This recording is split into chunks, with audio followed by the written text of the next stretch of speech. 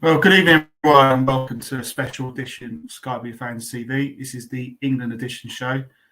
So we'll be talking about, first half of the show, we'll be talking about the win against Iran, 6-2 win. And then we'll be previewing tomorrow's game against the United States of America. Tonight, I've been joined by three guests. The first one is Miles Cadden. Evening, Miles. How you doing? Good evening, Mark. How are you? I'm doing quite well, thank you. No, very good. Looking forward to tomorrow's games and enjoying the little break that we have from the side. Ken, our next guest. How you doing, Ken? Good evening. How are we? Yeah, not bad. Yeah, all good. Another day of work done and raring to go for another fun show tonight. So yeah, looking forward to it. And last but not least is my own old man, my dad, Steve Smith. Hi, Steve. How you doing? Hi, Mark. Not too bad at all, thank you. Hi, guys. You okay? Yeah, good evening, Good evening, Steve. Right. He looks nothing like you, Mark. You're not as good. I've got it from my mum, you see. That's what it is, you see. Oh, is that what it is? Yeah. He's more like his mum. That's right. Yeah. So let's kick things off. So the show's going to be sort of the first half of the show about England stuff. Second half of the show, we'll be sort of talking more on the Cov side, more the off-field side, and we'll speak to Miles King about the Spain trip with a couple of friendlies I think they've got lined up. So we'll talk about it later. So we'll cover first half of the show about the game against Iran, 6-2. Dad, men against boys, wasn't it? Yeah, I thought we started very, very well, and I think we've all seen England games in the past where those chances have not gone in and we've struggled against teams at Wembley. But it was not lucky, but those goals just happened to go in the other day. You know, Bellingham's header, Saka's shot could easily have gone over the bar, but those early goals helped to settle the nerves. And we just went from strength to strength, and Iran folded, apart from that late flurry at the end, really. Yeah. I mean, Miles, what was your thoughts on sort of the team selection and performance? Well, just mimic what your dad said, really. I mean, when you consider the running that we had and, we got absolutely annihilated by Hungary and we were going into the World Cup thinking, oh, my God, what we're doing. I thought the performance was very, very good. I mean, it was high tempo. We just put the press on from the off, and we went for it. It's like a commentator said today with the South Korean game. He mentioned about the England team, about how that we just we were relentless. We kept going and going and going, and ground Iran down. So they couldn't really answer back. They got a good goal. The penalty. Seriously, that penalty decision, you're having a laugh at you, because what about the one on Harry Maguire in the first half? VAR just messed it up completely. Very inconsistent. But England, for me, I thought, a lot of people were saying that it's Iran, the number 20th in the world or something. But at the end of the day, you've got to go out there and you can only beat the team that's on the pitch. And we see it with the Sky Blues. And we could have easily have had a banana skin there and slipped up, but we didn't. We put it to bed. We went for more goals, and to get 6 goals in an opening game was superb. Really was. I think, if memory serves right, I think Iran are like one of the top in their region of the World Cup. I think one of the sort of the better teams, aren't they? Obviously, with the World Cup, they wouldn't be the World Cup otherwise. But I don't know about you, Ken. I thought it was like a Premier League side against a League One side. The goal for quality was massive, I thought. Yeah, absolutely. And I think we'd give them a good game, to be fair. If Cov played around, I think we probably would have beat them. But we would have got 10. But yeah, it was great. It was a great start. You always got to try and win your first game, haven't you? Get up and running, and then to score 6 goals in your first game is great. Okay, we conceded a couple, but when you score 6, you can't moan, can you? And it was nice because he got to bring on his subs, didn't he? As well, got to use a lot of the players early on, and that's always good. Get a good feel of the competition before it starts. So he used most of his subs, which is good. Yeah, obviously one was Callum here. I was going to say Callum here. I wish it was Callum here. But, Callum Wilson. So he provided a good assist for Jack Grealish's second goal as well. Very unselfish, weren't he? He could easily have took that goal on himself and scored, but fair play to him. He looked up and he pushed inside for Grealish. Really? Yeah, he did, and he could easily have took that on and scored himself, but very unselfish of him. So hopefully, Southgate will notice that, and he'll get a few more game time. Hopefully, as the competition goes on. I think he'll start with the same team again tomorrow. That's I do. I can't see him changing the team, and I don't know if you've watched any of the other games, but I haven't seen anything much that we should fear, really, to be honest. I watched Spain look quite good the other night, but they played a very poor side. Yeah, to be honest. I mean, France looked good as well. They took time getting going, but they looked good as well. Brazil are obviously in action tonight, aren't they, as well? And Portugal were a bit lucky today in the end, weren't they? They weren't in full form. So, no, not really. I mean, they haven't all sort of got together yet, have they? It always takes time sometimes to get going. So, England have got a great chance, I think, if they just if they keep it together and start playing the way they have and score goals like the way they have. I think they'll do well. Yeah, I think as far as the USA are concerned, I thought they started very well against the Welsh the other night, but I think they faded. They faded badly second half when Wales were a lot better in the second half.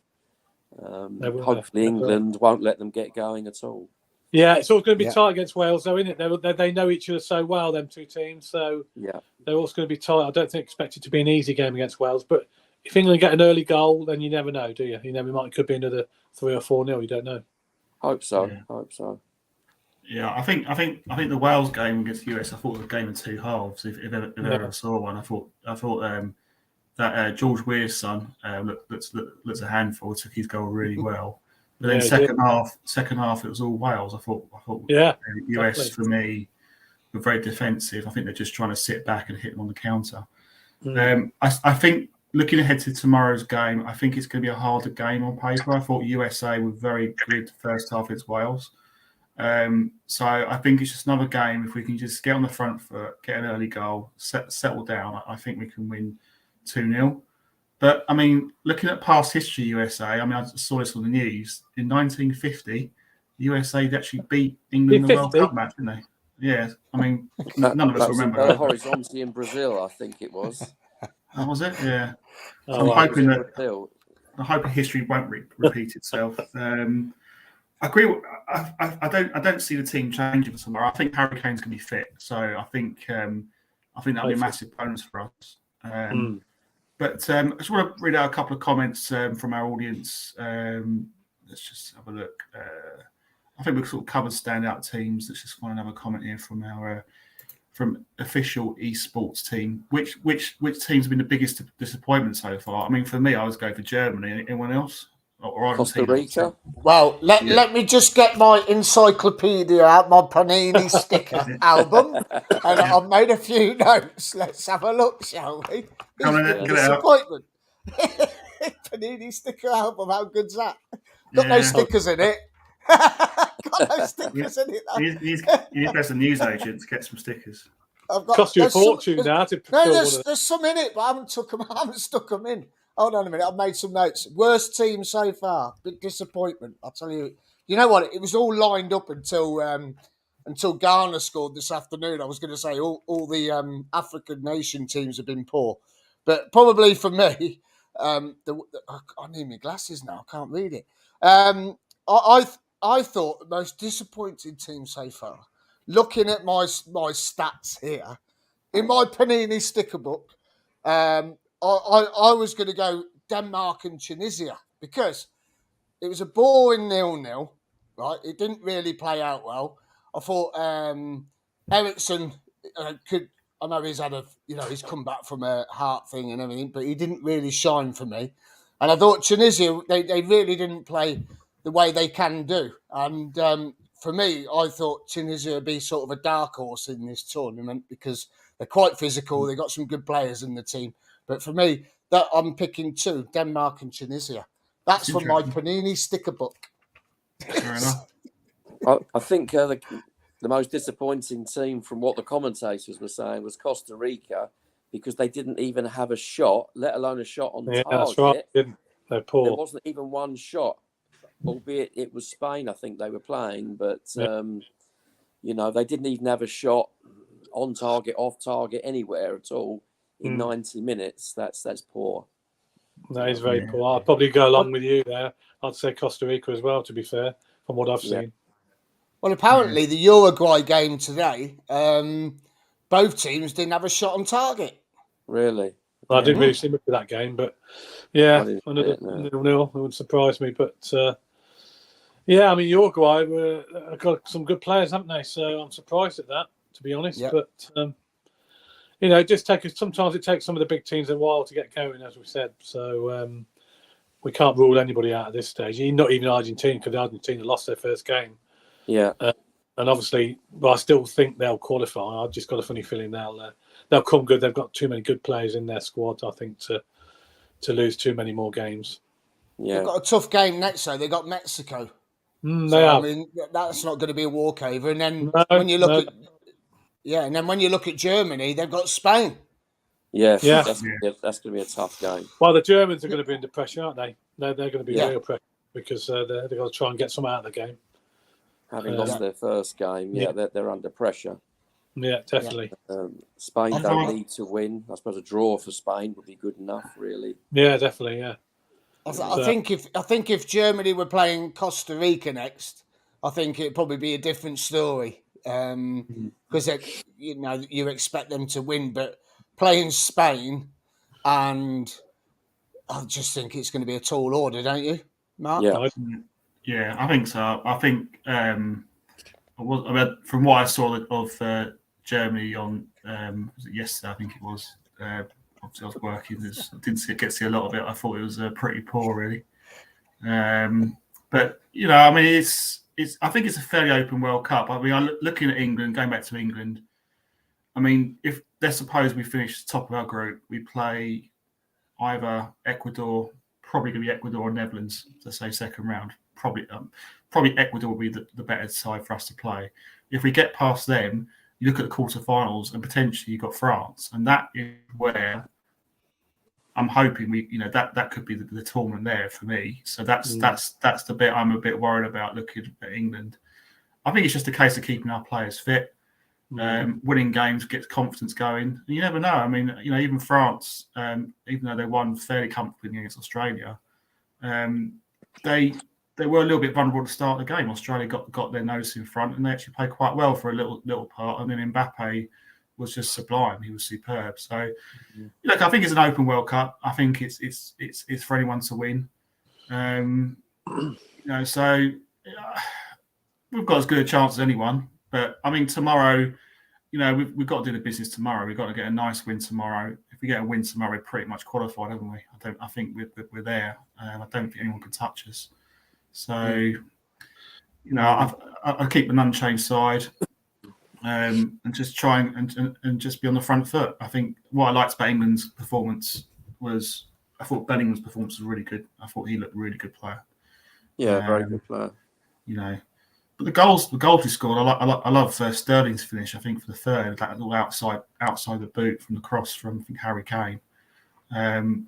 We look a good side. My only concern with us, I don't know about you guys, is our defence. I think our defence can be a bit vulnerable. not a massive fan of Harry Maguire, if I have to be honest. As the last 10 minutes against Iran showed, we were a bit Yeah, brittled, really. I'd rather have Fads personally, but there you go. It makes you think if we were up against a better side like Spain or France, and they could have scored a few more goals, couldn't they? So it wasn't really a big test, but it's early days, and as long as if we score 6 goals, you can't moan.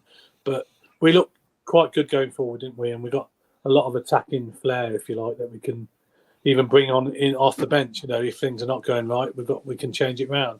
So that's a good thing, Yeah. No, our squad is very strong.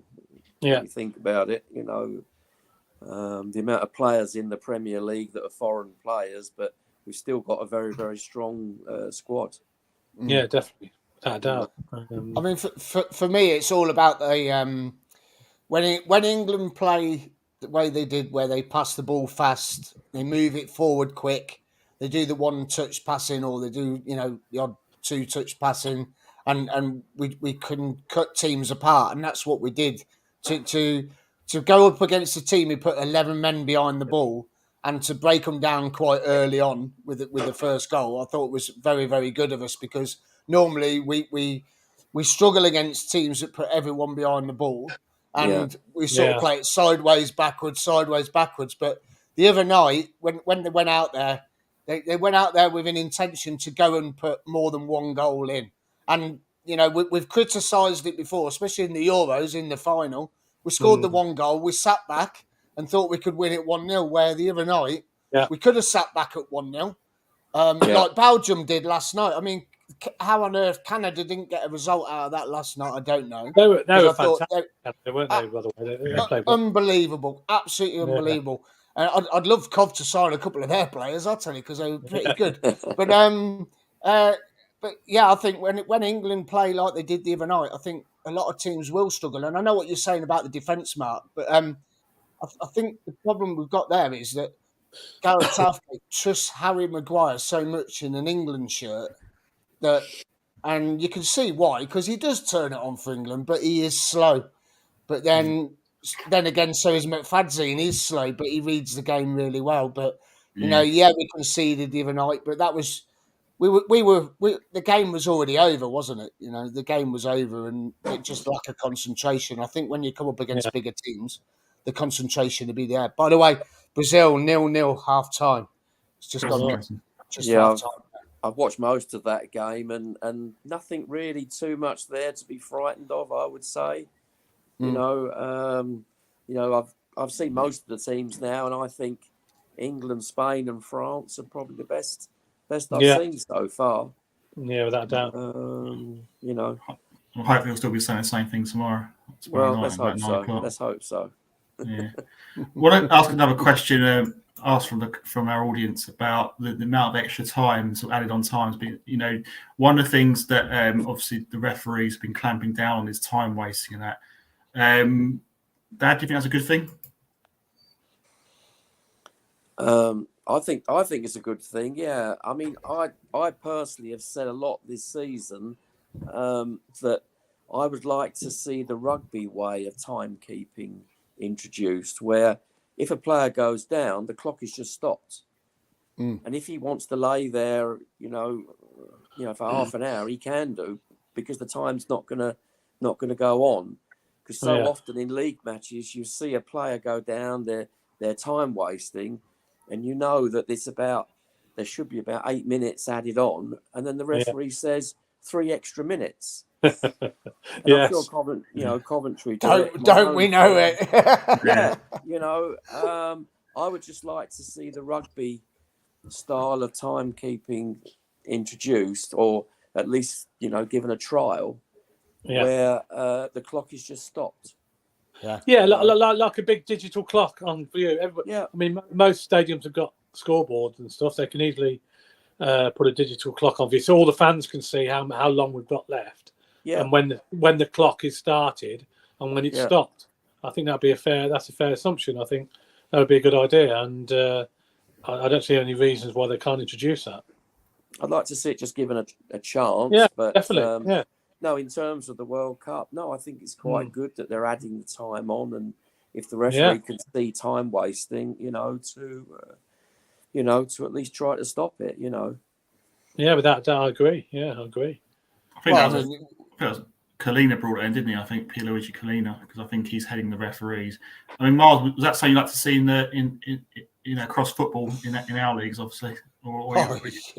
Yeah, I mean, the amount of teams that come and play us and fall over and take the time and play silly buggers, and it makes the crowd frustrated. It makes the players frustrated, and they've gone down, they're not hurt, and I think it's.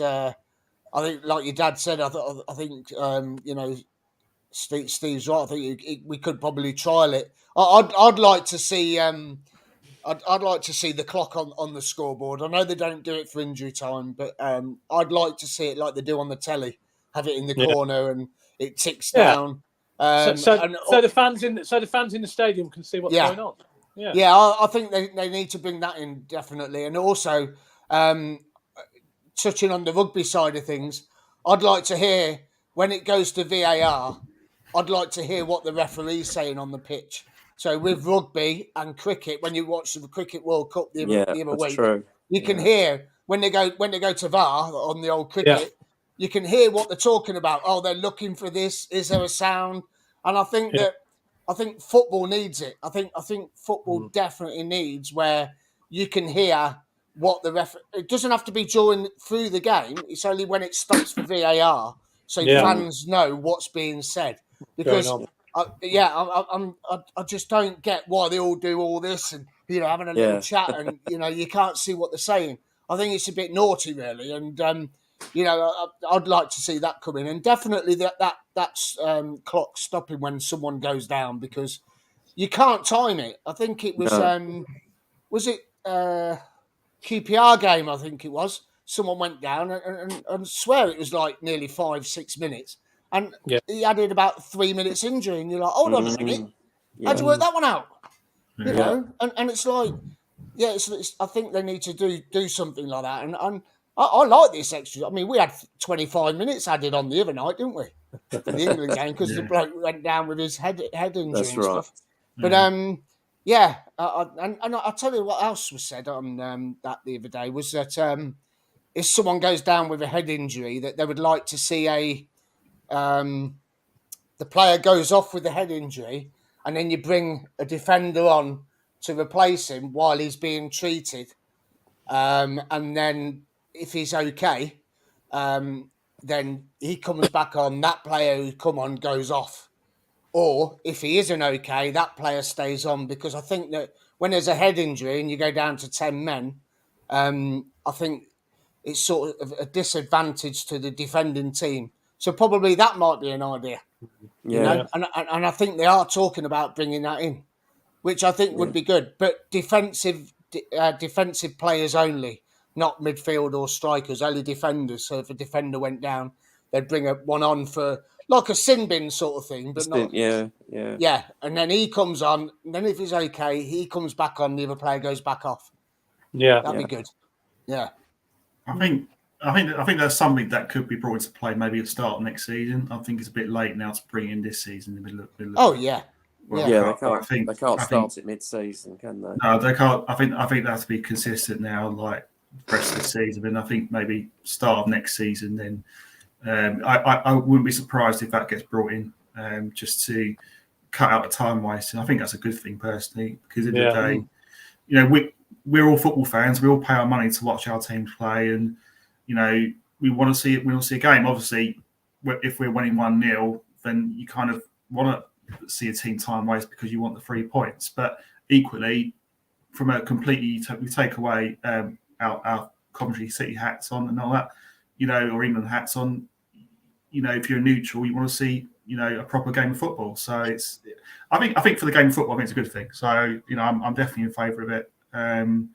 Even if it means we could see the last minute goal, or meaning we lose or draw a game, it's about football's the winner, really. Taking away our allegiances to our clubs.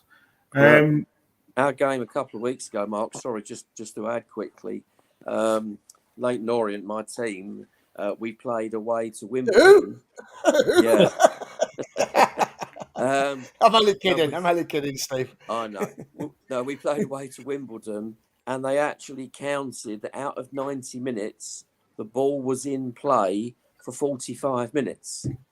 So for 45 minutes, the ball was out of play. That wouldn't surprise me. Yeah. Time wasting. It was like watching the Wimbledon, back in the 80s. Oh, God, yeah.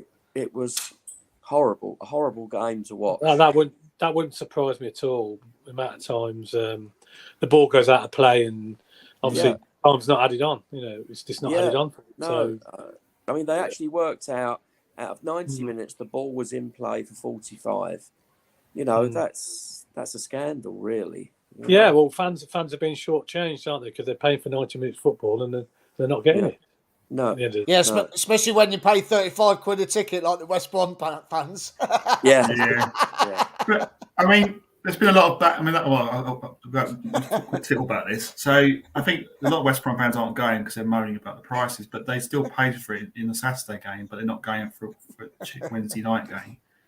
But what they're going to do when they play QPR and it's 36 quid a ticket? Yeah, because it will be. Yeah, I think QPR's the most expensive. So, it is. I understand where they're coming from, because I wouldn't be happy at paying £33 to go to watch our team against West Brom away. I wouldn't like that at all. Right. It's a rip-off, really. Hold on a minute. We paid 33 quid to go to Watford. Well, I know, but it's whatever. Anything over 30 quid is bad, isn't it, really? It's just a rip-off. Yeah, but the best thing is, Ken, these fans are moaning and they bought the tickets back in August. I know they did. Yeah, I know they did. So you can't have your money back. You know what I mean? No. I think you don't have a can of beans in your cupboard for 6 months to go take them back to Sainsbury's and say I don't want them, do you? I think the issue is as well, because it's a midweek game now, when it was a Saturday game previously, wasn't it? As well. So at the end of the day, but that's not the club's fault, is it? It's not the club's fault. No. At the end of the day, it's not the club's fault. Nobody's saying it's the club's fault, but at the end of the day, it's the pricing. The pricing is, I think, way in above what it should be, to be honest. Because when you work it out, if they're taking if they just 2 adults going, that's 66 quid, and it took a couple of kids as well. Apparently the kids are £20 a ticket. Wow, it's getting expensive, isn't it? Really expensive. Crazy. But I mean, we say that, but we've been paying it. We've been paying that. We have been paying it. Middlesbrough last season was 34 quid. You went to Sunderland was 30 quid. While we still pay it, they'll get away with it and charge it. Of course they will. Yeah, but the problem is these West Brom fans are moaning about it, that it's midweek, right? Yeah. But it wasn't midweek when they bought the tickets. So what do they want? You can't, just because the fixture's been moved, you can't reduce the price because the fixture's been moved. So you can't refund, you know. Do you think £30's fair? Because I don't. 30 quid's fair. 30 quid's fair for an adult. For an adult. Too much. Not nowadays. Not when you come to watch the mighty Sky Blues. I thought there was a saying last season that 20 plenty. Yeah. I heard that. I mean, look, how much did we pay to go to Cardiff? £19, wasn't it? Cardiff away. £19 plus the pound admin. That's brilliant. Yeah, 20 quid. That's brilliant. Well, that's brilliant. Reading game is just about £23, including 23. You don't mind paying up to 25 quid. That is fair, I think. But when you're getting £30 plus, and you're getting ridiculous for Championship. Remember, this is not Premiership. This is Championship football. Well, I won't put you down to come to QPR with us, then, Ken. Well, I'll be reluctant to pay that, to be honest. I mean, I'd go if I have to, but at the end of the day, I'll be reluctant to pay that amount of money. But yeah, right. Ken, how much you paying to go to Spain to go and watch? Well, that's different, isn't it? Because it's one completely different environment. It's not. I'll tell you what, 33 quid. Yeah, but I'll tell you what, I bet it's not £30 to get in to see the game. It'd probably be about £5. Yeah.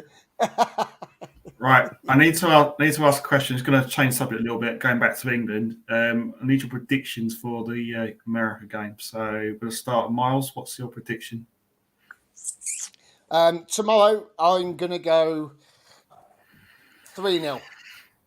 3-0. Yeah. Yeah. That's a confident shout. Dad, what's your prediction? I'm going to go for 4-0. Oh, plenty of goals about. Yeah. Yeah. Kenneth? I'm going to go a bit less. I'm going 2-0. I think it'll be 2-0. I think it'll be not a massive scoreline, but it'll be a comfortable win. 2-0, I think. Yeah. Well, I won't be sitting on the fence for this one. You'll be pleased to know. So I'm going to go 3-1 England. I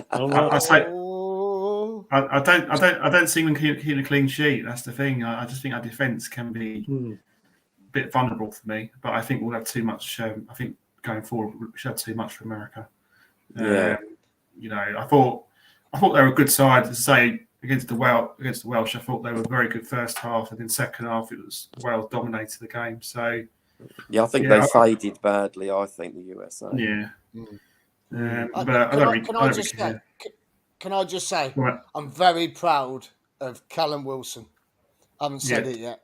I mean, for us Cov kids to have a Cov kid play in a World Cup finals, doesn't care who. I don't care who it's against. A Cov kid has come out on that pitch and he's made an assist, set up a goal, and you couldn't be more proud of that boy because just unbelievable. And I just want Madders to get better now and get out there. Just to see two Cov kids on that pitch would be out of this world.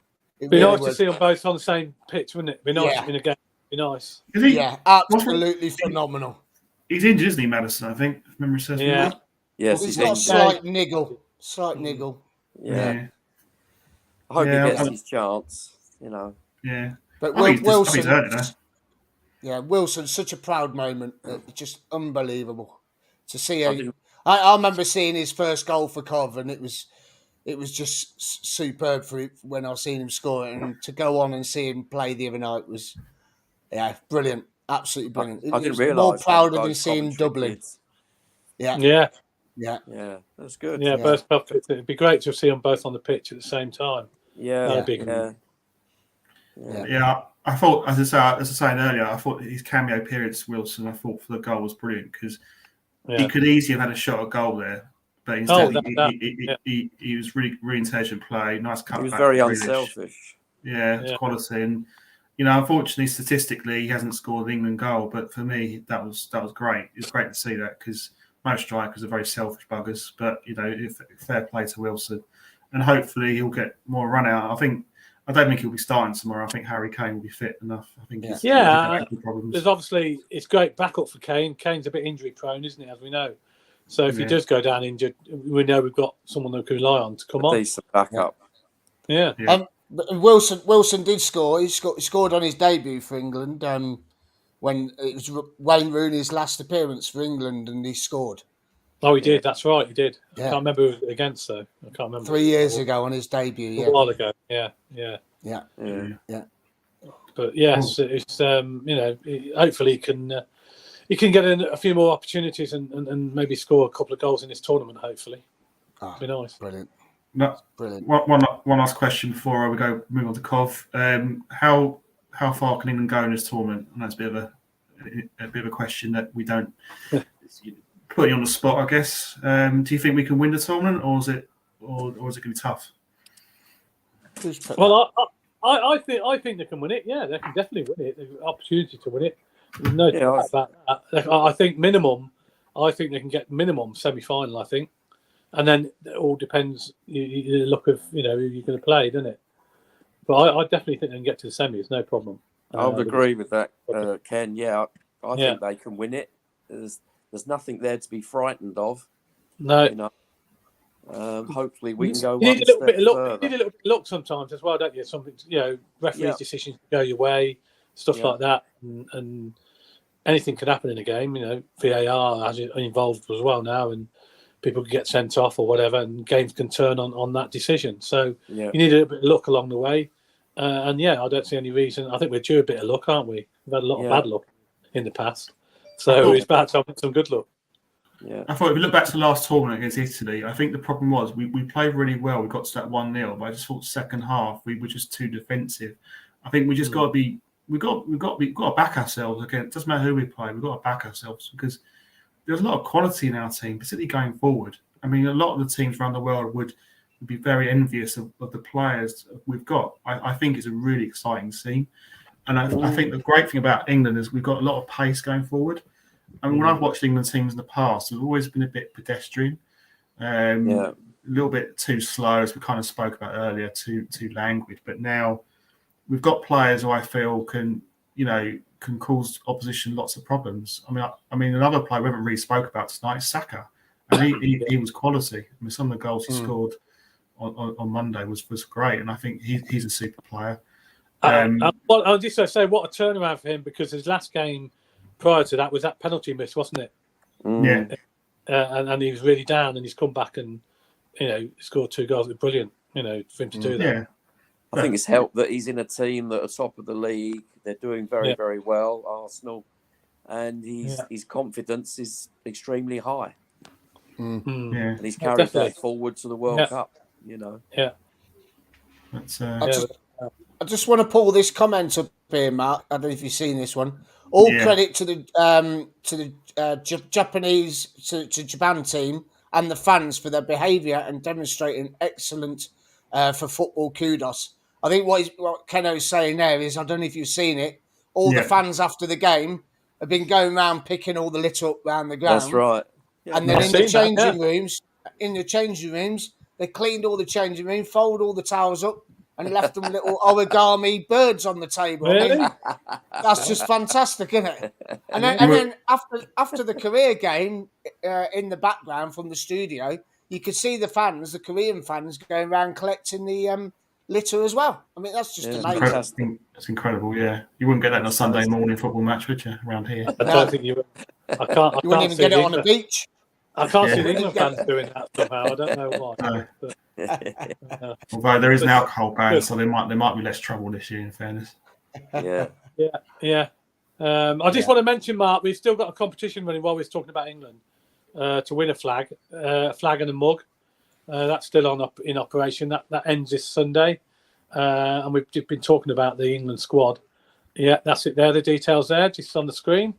We just need to know the three players that are in the squad, basically.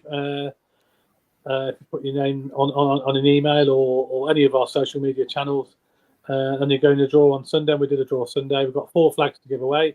I've got them here. Look, they're all here. I've got them here. So they're all here and given away. And of course, we're throwing a mug as well with that. So you get a Skyblue Fans TV mug, and you'll get one of these flags as well. So. And when's we announce it? Is it this? Is it Monday? We'll announce the winner. Yeah. Well, we do that. Yeah, either Sunday or Monday, whenever we do the pod next. Are we doing one Sunday? Monday. We'll do Monday. I'll do it Monday. That's fine. Yeah. Monday. That's fine. Yeah, we'll do it Monday. Yeah. Yeah, because the FA Cup draw Monday as well, isn't it? Yeah, exactly. Yeah, third rounds, and the good news is Sutton are in the draw, which is good. So, about that. So, yeah. Right, so I think we'll move on to Cov. So, Dad, thanks for coming on tonight. Hope you enjoyed your debut performance. Nice to see you guys. Yeah, cheers, thank you, Steve. Yeah, so thanks for coming on. Speak soon. Take care, cheers, guys. Mate. Bye. Thank you. Ta-da. Right, so we'll be talking more Cov stuff very shortly, but now we're going to bring you some adverts. So enjoy. Sure. 2, 1, 2, 3, 4.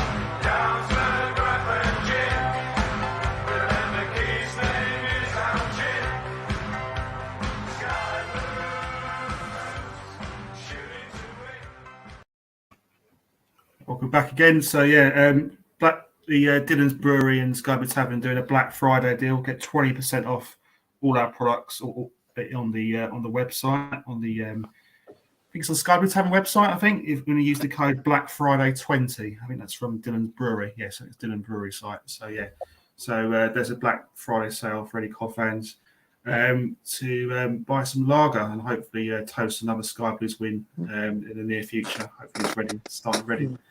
Okay, let's move on to part 2 of the show. So we'll talk more about Coventry City, sort of more the off the field stuff, and I think we've got a couple of friendlies lined up in next week in Spain, which I believe you're both going to, guys. Is that right? Yes, looking forward to taking Miles with us as well. He's popping along. Yeah. We're not sure. As long as my passport's ready. Yes, he ain't got his passport yet, so don't speak too soon. Pick it up Saturday. We were supposed to. Well, what I got told, we were supposed to play Olympiacos, who a Greek team, but Huddersfield have confirmed a game against them. I know Huddersfield are out there as well. They've confirmed a game against them on the 1st of December, on Thursday, the 1st of December. But there is a couple of Greek teams out there, I've been told. I've got information back from my mate out there. So it could be that we're playing the other one. I don't know. We have got a game out there, but I don't know. It's like Coventry. They're all late to confirm everything, aren't they? Yeah. Huddersfield have come out and confirmed they've got a game definitely on the 1st of December against Olympiacos. So they're playing them. So it could be that we're playing the other Greek team that are out there. There is two Greek teams out there apparently. Huddersfield and ourselves are out there. So we'll have a game of some sort, whoever it's against. So we're looking forward to getting a bit of sun, aren't we, Miles? I definitely need it. I've been in the wars this week, mate, I'll tell you. I can't wait. I need a bit of sun, yeah, definitely. Just like my passport's ready Saturday morning and then we're on our way. So, yeah, looking forward to it. It's going to be good because I think Ken sorted out we're going to be staying with the players as well in the hotel. So, so that should be quite interesting. And we might get a few exclusive stories. You never know. Yeah. And look, and Big Doug might be there. Big Doug. Yeah. You never know. Yeah. I mean, it's going to be good. Do you think what? I mean, would it be a fully strength sort of Coventry City squad that will be going out to Marbella, or do you think it might be a bit of youth players, or what? No, I think it's going to be. They're all back from holiday. They're all on holiday this week. I think they come back Saturday morning. They report back, and they leave. They leave on Sunday. Now, the only one that's not going, or the players that are not going, don't think Godden's going because the injured players, obviously, plus Big Vic, who's got a couple of friendlies for Sweden. He's not travelling, but everybody else, O'Hare and all the rest of them are travelling. So yeah, it'll be near enough for full strength squad. Yeah, good stuff. Got a fan of our music here from Anne. Woke up at 5:30 to the '87 Cup final and won again. And I think she might have been thinking about the music we're playing the adverts. I think that I do love the music. I must say that's CJ's mum. Oh, is it okay? Oh, right, yeah. Even I hope you are. I mean, let's look at the sort of off-field stuff with Doug Keane and that. I mean, I think obviously I don't think it's been ratified yet from the EFL. It's been approved, but assuming it does, it could be a must. It could be. I know we haven't got the ground. We all know that, but it's still a game changer if we can clear our debts because it means really that we've got a bit more power as to if we don't want to sell assets. He's made it clear that we don't want to sell our best assets, but I think we're in a position where we could possibly even strengthen and spend a bit of money. I mean, do you feel confident, guys, that in January that one, we'll keep our players, and two, we'll add to what we've got? Well, I do. I think he's come out and said he don't want to sell anybody, hasn't he? So that'll be a big test, whether he does or not. He didn't have to say that, did he? But he's come out and said that. He's cleared the debts, so we're not in debt, apparently. So, we should have, theoretically, we should have some money to spend, shouldn't we? And I don't think Robbins needs a hell of a lot of money, so it'd be nice to see what Robbins does with a bit of money because he's never had any money before, has he? He's always had to shop around with freebies or free transfers or buying players, for very small amounts of money.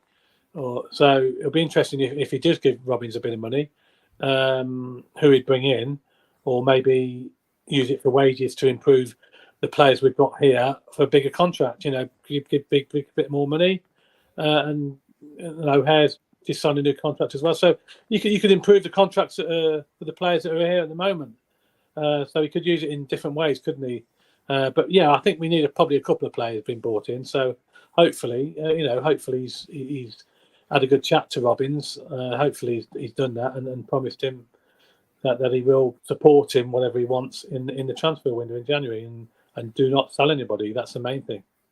Yeah, I mean that's the key, isn't it? I mean, Miles, if we can get Gyökeres tied down to a contract, that for me would be amazing, wouldn't it?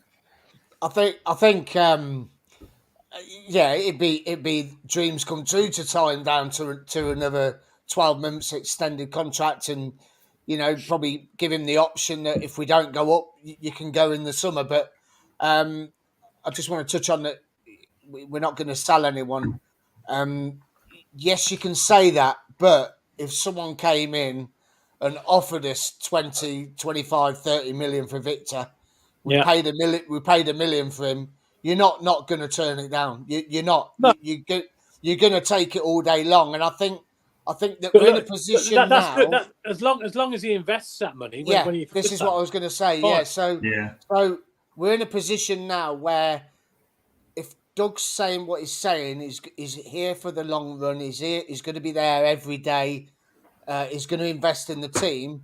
Then we can afford to sell Vic because we know that he's going to invest back in the team. I think if Sisu was still here, which they are at the moment, but if Sisu go, which is looking like they are, if they were still in charge and they sold Vic for 20 million, would Mark Robbins get any of that money? I don't think he would, and he'd still have to work on his shoestring.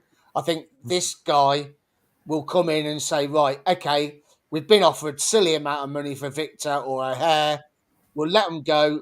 Mark Robbins, you can have it all, or you can have 50% of it to go and buy some more players. Then fair enough. I think the main key for me is, yes, tie them down. I think we approach Notts Forest and sign Hanzo in January because I don't think he's going to feature for Forest. They've got their plans are too big. So I think we go and approach them. And I think Glenn said it last week.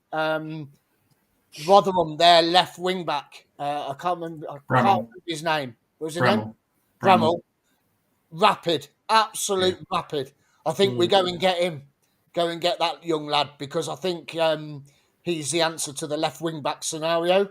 Maybe another right wing back, and probably one more midfielder.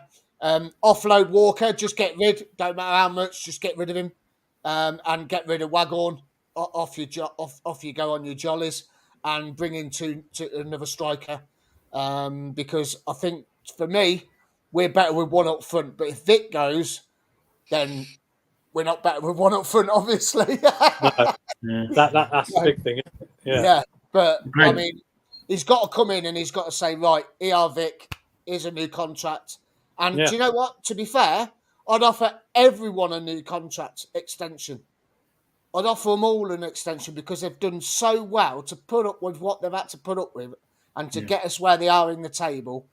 I think they all deserve an extended contract, and go from there. But yeah, it is good news. It really is good news. And let's just crack on now, basically. Glenn made Bramall and Barlassa. I think he spelled it wrong, but anyway, Barlassa from Rotherham. Barlassa's actually out of contract. I mean, that's a guy I'd say if I'm Mark Robbins, I'd want him to come to us. Yeah. I agree about Bramall. Yeah, to be fair, his recruitment's been very good, Robbins. He's made a couple of bad ones, maybe, but you allow for that, don't you? But overall, I think the players he's brought in, the majority of them anyway, have been good. I think Casey Palmer's been brilliant. Casey Palmer's been a fantastic side. Yeah, Brazil 1-0 up. Brazil 1-0 up. Sorry. It doesn't make England win the World Cup all the way. It doesn't really matter about that. But yeah. No, I mean, I think going back to Cov, I'd say the great thing about Casey Palmer was the fact that he didn't do, he wasn't that well thought of at Bristol City, and I think he was unknown elsewhere, and he wasn't massively well thought of. But it goes to show what a great coach that not just Mark Robbins but 85 Ash as well, because they can bring the best out of these players, and I think he's got a tune out of Casey Palmer, and I think he's done really well this season. But I think he's been managed well because he hasn't played every game. He's kind of been rotated a bit. I think he's been a fantastic sign. That's probably our only real sign we've made, isn't it? Really, we've hardly had any real transfer dealings over the summer. That's right. Yeah, it's just a case of we've kept our assets. But yeah, I mean, looking at the long term, I am optimistic about. I'm not a lot more optimistic now than I was, say, a few weeks ago when it was just CC, because I think I really did fear that. After the QPR game, I was thinking we're all talking about how long can we keep Vic for. He's likely going to receive an offer in January, but now we can probably afford to say no, we don't want to sell him. And maybe offer him a contract, and if evaluation does get met, then he can talk to that club. And I think that's probably the most prudent way. One, we can keep him, and two, if we get an offer which matches the valuation, then he can go. So I think it's kind of win-win, and I hope that's what the scenario is. But I think looking ahead to the season in general, in the sort of second half of the season, I think there's a lot to be optimistic about. We've won 4 games in a row.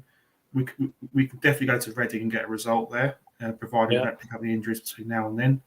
And I think it's just amazing how football can change, because at the start of the season we're all pretty miserable. We're all doom and gloom, and now things have changed. I don't know if we were, Mark. You were sitting on the fence. Well, that's my pride and joy, the fence. But I think the key though was getting all our players back, and I think obviously we've already discussed about the off-field stuff, but I think let's look forward now. I think we can, if we can keep our players fit, no suspensions. I know it's a big ask, but I think playoffs is definitely on this season, because I think the Championship is a very, very open league. I don't know what your thoughts are, guys. Yeah, without a doubt. I mean, as we all know, anybody can beat anybody in this league on the day. Top of the table can go and beat bottom of the table and vice versa. Without a doubt, and it wouldn't be a shock, would it? Because we expect it. We see it every week. We all see a surprise result, and it just shows, if you put a good run together, a 5 or 6 game run, you're up there. Look at us now. We were bottom of the table.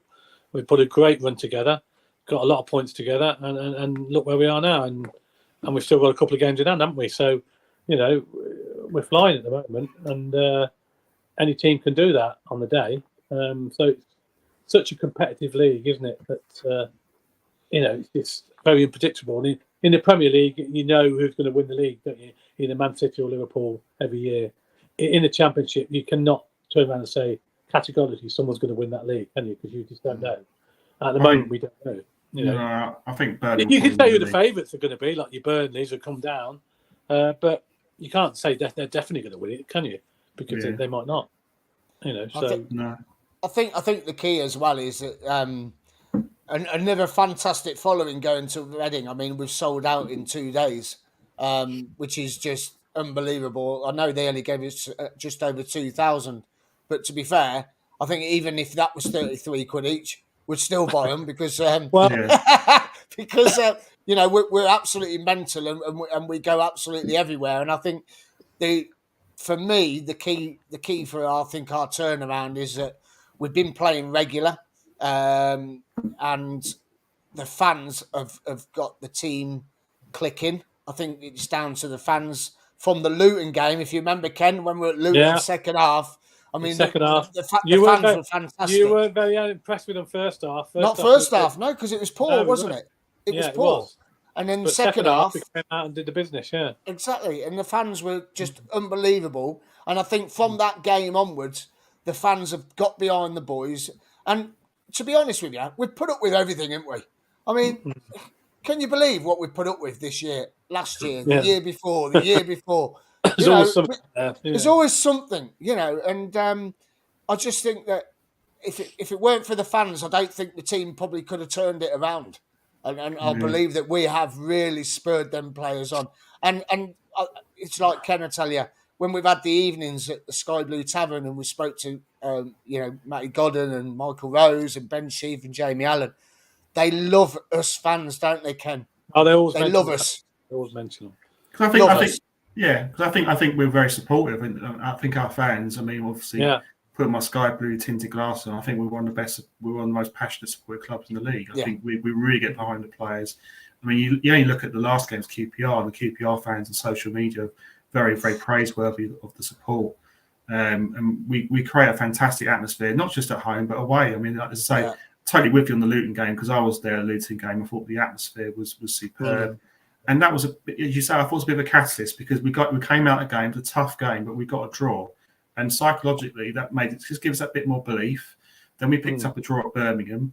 And then you think, well, actually, we can compete in this league. And then, it was just individual mistakes that were costing us points. Whereas now I think we look a much more solid, compact side. And I think it's just important now we get back on the front foot again for the next lot of games, because it's on one hand it's nice to have a break. On the other hand, on the back of 4 wins, you want to keep that momentum going. It's a bit annoying having this blooming break, but I say blooming break, but it might not be a bad thing, because it might get players back fit. So it's a double-edged sword, really, isn't it? I think key for me. Yeah, I mean, key for me was O'Hare coming back. I think absolute massive player. I remember being at half time. I think it was Hull away, and someone, I was talking to Mark from Ipswich, Mark Wright, and someone overheard my conversation about O'Hare, and he puts in this bloke, says, "It ain't all about one player, this team, And I was like, but it's O'Hare. You miss the energy. And when he came back and he wasn't 100% fit, he still looked fit. He looked fit and he wasn't 100%, and he won us a penalty. And, that was against Rotherham, wasn't it? He came back, got us a penalty, drew the game 2-2. And if it wasn't for that young man, I don't think the team would click as well as they have done. And I believe that with him coming back to training, it's given them all a boost. Casey Palmer, absolutely unbelievable. What a player. And as I've said before, Mark Robbins has got the option now. He can bring Casey Palmer on, rest O'Hare. You couldn't rest O'Hare last season. He played every single game and the season before. And now he's got the option. He can bring Casey Palmer on and give O'Hare a 10-minute rest, which is unbelievable. We've never had that. We've never had that option before. He gives you that little buzz, doesn't he, O'Hare? Yeah. That other players maybe haven't got. He gets the fans going, and he just gives you that little bit of buzz. And it's fantastic to have him back, because he's such a major player for us this season. He's going to be. I think he creates so much problems for everybody. I mean, there's 2 men on him loads of time, which opens space for other players to get into. Exactly. So tactically, it's a opponent's nightmare really when he's playing, because they don't know how to cope with him. I mean, look at him at Watford. Watford didn't know what to do. They were exactly. Who's this? He just absolutely ran rings around them. And it's like, and at the end of the day, we've got to hold on to these players. And I know they were going to sell them one day. And, for me, it's going to be a hard day to see Vic go. It's going to be hard to see Hamer go, O'Hare go. Even Ben Sheaf. I think Ben Sheaf is just the most improved player for the last two seasons. He's just been absolutely superb. Well, 3 seasons now, isn't he?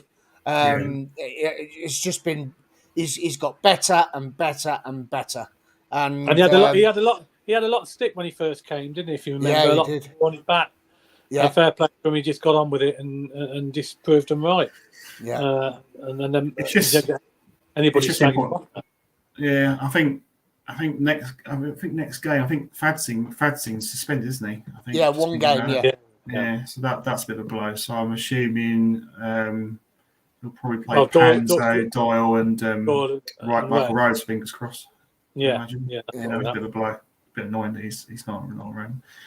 Just want to change subject a bit. A question, so another off-field problem we've had with the clubs, with the club shop about the elite sports situation. Asking for our thoughts on it. I mean, me personally, I bought some joggers last Tuesday, and obviously hasn't arrived yet. And I thought something was up because usually it'd be about 2 or 3 days. It would it'll be at my address, and nothing arrived. And obviously the news came out, I think of today or yesterday, about the fact that Elite Sports have gone into administration.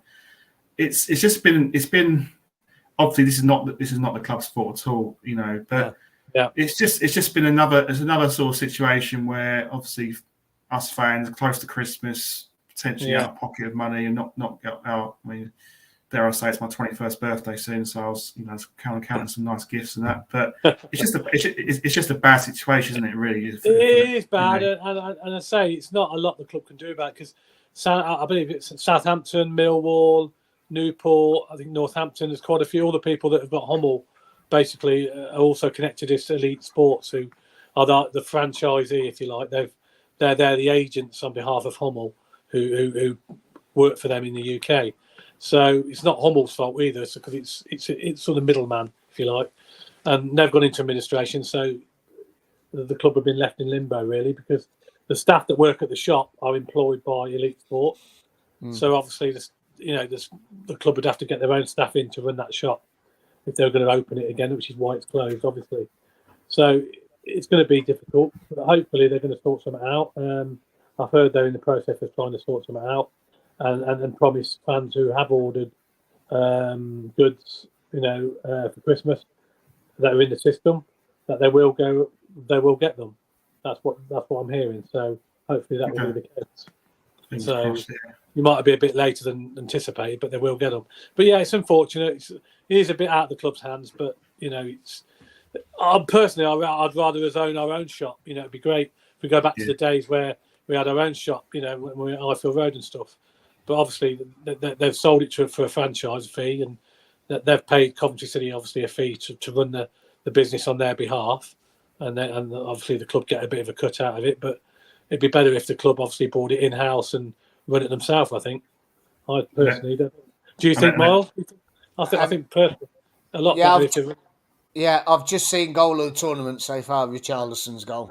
Just, who cares about that? Coventry City's more important Brazil. I'm just saying, I've just seen it. I agree with you, Ken. I think, to be honest with you, I think you've got to own your own shop. I mean, went to Bournemouth shop, fantastic.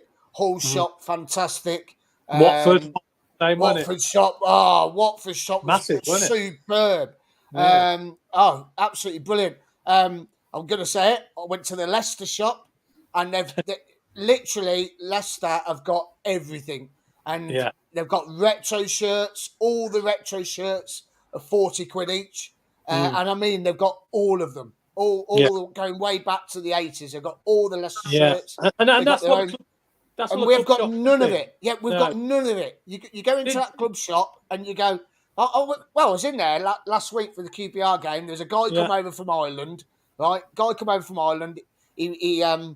He wanted the third shirt, the away shirt, a coat, and he said, "Have you got a large?" They went, "No, we haven't got any large." Well, have you got a medium? No, we haven't got any medium. Have you got an extra large? No, I haven't got any extra large. I've got double XL. Now, I know a couple of people that work there. I've got a friend that works there, Kimberly, if she's watching. Hi, Kimberly. So she's up in the air about losing a job today, probably. But it is about time that we've got our own shop, because we need everything. Everything. I mean, you can't make money by franchising your merchandise to a middleman company and the club make money. You can't do it. You've got to run your own shop. You've got to have absolutely everything in there for you to come in and go, I want that, I want that, I want that, I want that. And there's nothing like it. The old Highfield Road shop had everything. You could weren't that good? Yeah, you could buy mugs, you could buy glasses, watches. There's nothing like that in there. Watches, you buy watches, rings, necklaces, chains. There's nothing like that. They had a telly on with VHS. Then the season before, you had everything in there. I know, yeah. You had everything in there. It was brilliant, weren't it, Ken? That shop at Highfield Road. It was brilliant. You can't even buy a football. Somebody said to me, I went in the shop, you couldn't even buy a football. No, Cov City football. Signed football. You can't get one. No. It's the only club I think you can't. Well, why? Why haven't they got a signed football in there for sale? And then no wonder they're not making any money, because I tell you what, because last Christmas, I seen someone in the stand with a Christmas jumper on, right? And I thought, where's he got that from? So I said, right, I said to Will and Steve after, I said, let's go to the shop. Went in the shop and they were at the back of the shop. Now it's Christmas. Where would you advertise a Christmas jumper? In the window. In the window, yeah. Exactly. And then a week later, they got 20% off because they haven't sold any. We ain't going to sell them if they're at the back of the shop, are you? And it's Christmas. No, they weren't even on the website. Yeah. Very poor presentation and very poor choice of gifts in that shop, really. And scarves, right? They've got 5 new scarves this season. I've bought a new scarf. They've got 5 new scarves. There's not one on the website. Those 5 new scarves, there's not one on the website. So, what you doing? It's really bad. It's really poor. And the club should notice this, and the club should say, "Well, look, pull your finger out, or we do, we'll take the contract off you. We'll do it ourselves." I mean, look at the goalie shirts. Yeah, right. They've had no goalie shirts all season. They had one batch. They sold out. Yeah, we'll have them in November. We're in November. Have they got them? No, they haven't got them. No, nothing like that. No. But the club are losing out, money wise, because they've got because by the time it comes out, it could be like April, May, and it'll be £25, and then and then they'll change shirts next If season. anyone from the club's watching, I'll come and run your club shop if you want. Because I'll tell you something, it was never. We could do a better job. We could do a better job. I tell you, we'd have everything in there, absolutely everything. You see, Wolves sell headphones. Wolverhampton Wonder headphones. We don't. With the badge on and everything. Yeah, we don't. We don't. Little kids playing FIFA online with their mates. Pair of Coventrycity headphones. Boom. There's money for the club. Yeah. It's just awful. As long as it's not a Sports Direct shop, it'll be all right, won't it? Bearing in mind, I don't think it will. Maybe Doug will change this when he comes in, and he might change behind the scenes and stuff, and hopefully we'll get a bit of him next week. Have a word with him next week. In Spain, and hopefully we can put our concerns. Ken O'Tomo's just put this up here. Look, they should have a little golf cart that goes around the edge of the pitch at half time selling merchandise. Oh God, that's got me. Get yourself some more, Miles. Well, I think it's been a really. I mean, obviously another thing on the agenda which we'll talk about in the next show is the FA Cup draw. On Monday. Obviously, I'd like to say we won't be playing Sutton that game. Who would you like? I mean, I'm not any Premier League team away would be what I would like. Probably like an Arsenal, Tottenham, Man United, Liverpool, Chelsea, someone like that. Ken, any preferences? No, it'd be nice to have a Premier team away from home, something we haven't played for a while, wouldn't it? Because we'd take a big following, wouldn't we? Villa away would be nice, wouldn't it? Imagine that. Yeah. That'd be good. But maybe I don't know. It's difficult to say. I'd like. I mean, somebody's probably a ground I haven't been to. Somewhere like Man. I know we don't want to go up there and get hammered, but somewhere like Man City, we haven't played at that stadium before. Maybe a stadium we've never played at. Would be nice. So I know we'd take a big following if we get drawn against the Premier side. We'd sell out our tickets, no shadow of a doubt about that. Yeah. But we tend to do that. We tend to get lower sides, don't we, at home normally, and a bit of a boring third round. That's what we normally tend to get. But you never know. We might get a home tie against a Premier. There's not many Premier League sides have played at in Coventry, is there really? The last one was Chelsea that time. Apart from that, in the FA Cup's the only Premier League side we played at home, isn't it? I think. Yeah. Stoke. We beat Stoke, didn't we, that time? Yeah. Remember? Yeah. I think it's the last Premier League team we played against. Stoke. That was a good. That was a good game. Yeah. Yeah. So it'd be nice. It'd be nice to get home against a Premier League side. I reckon we'll get Southampton again. £10 a ticket and 4 tickets each just to wind people up. That means I could buy 24 tickets. Yeah. No, only kidding. No, I'd like. I think I'd like Spurs. Spurs away would be Well, that's fantastic. another ground, isn't it? Yeah. My You know- boss went there the other week for the Champions League, and he don't like football, and it was his first ever football match, and he says, "Wow, what a stadium!" And I just want to try the pint glass on the bar where it fills up from the bottom. That's all I want to have a go at. Yeah. Or I'd like West Ham. I'd like to go West Ham as well, the Olympic Stadium. You need to take your binoculars if you go in there because the pitch is so far away from the bloody stand. That's right. I only need glasses for reading. I don't need it for seeing what this is. Or like Ken said, Man City would be brilliant. I think that'd be superb as well. But either way, it doesn't matter who we get. We just got to get through the third round, and just take it from there, really. But the form that we're on, you could see us upsetting anybody, to be honest with you. Yeah. Give them a good game. We'll give them a run for their money, wouldn't we? Yeah, I think Glenn's just come on and said it's bound to be Newcastle at home because of Ashley owning the CBS. That's a good one, Glenn. It would be ironic. Mind you, having said that, we'll be playing Sunderland later this season, won't we? With Mike Ashley owning the ground and that. And I don't think that'll be quite interesting to see how that goes. But I think I want a Premier League side. I don't really care who it is. I mean, ideally one of the sort of big 5 or 6 sides, traditional sides. But I don't want a non-league team. I really don't want a banana skin if they come. I'd rather lose to the Premier League side at a great ground.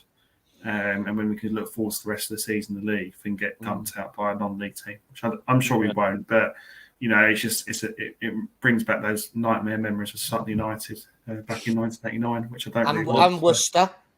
And Worcester City in more recent times, and that was pretty. Lee Bird's got sent off, didn't he? Yeah, a bit of a nightmare. Give that penalty away, didn't he? But we'll talk more about that on Monday's pod. So next pod will be Monday. So we'll be hopefully talking about a win for England against the USA. We'll hopefully have a couple of Welsh supporting guests lined up to give the opposition view for that game. So stay tuned for that. And we'll also be covering the FA Cup draw. Hopefully Coventry will get a plum draw somewhere nice, like a Tottenham or a Villa or a Man United, whoever. We will win because we're Cov, and I've got every faith that we can do it. So thanks Miles, thanks Ken for tonight. It's been great having you on as always, and look forward to your company once again, hopefully on Monday. So thanks everyone for listening. Play at Sky Blues. It's been a great show. Hope you enjoyed it, and we'll speak to you on Monday night. Thank you. Good night. Cheers. Good night.